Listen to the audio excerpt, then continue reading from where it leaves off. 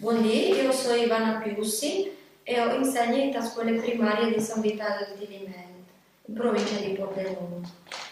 Ho lavorato insieme a mia collega Sandra Chiarandini e vi ho presentato l'unità didattica il Friul Magic.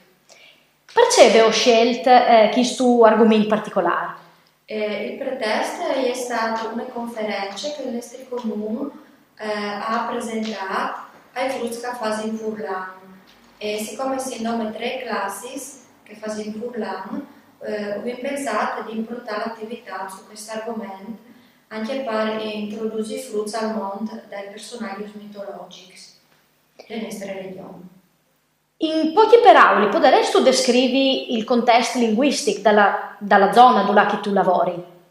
Allora, il contesto linguistico di San Vitale di Limenta non è proprio l'ideale per insegnare le lingue furlane, in quanto che dalle persone normali, avendo poco, soprattutto dalle persone anziane. Quindi i frutti in realtà alludoprino pochissimo, anzi non alludoprino, o sinti chiacchierare dai nonus. Pertanto viene lavorato quasi come se si stesse lavorando con una lingue straniere. Ce l'hai piaciuto di più ai canali di questo percorso? Allora, i frutti sono stati tanto affascinati di tutto il percorso, sia che sono le conferenze e conferenze, che sono state fatte sia per Furlan che per Italiano, sia che ha assistito a presentazioni fatte dall'insegnante.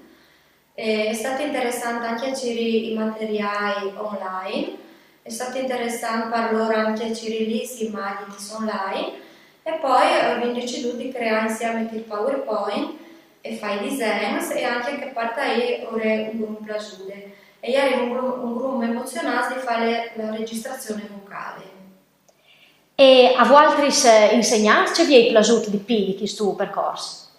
No, anche mi è piaciuto comunque studiarci in quali parti del Friuli che sono vivuti questi personaggi e quindi approfondire anche le geografie dal Friuli e anche approfondire le nostre conoscenze perché noi eri proprio anche le nostre prima tanto approfonditi sull'argomento.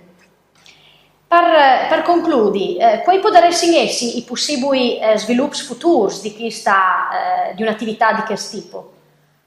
Sicuramente sviluppa altri argomenti in Furlan, magari le arts proprio anche altre lingue, sicuramente l'inglese, ma anche il tedesco o lo sloveno, che sono le lingue più d'oggi.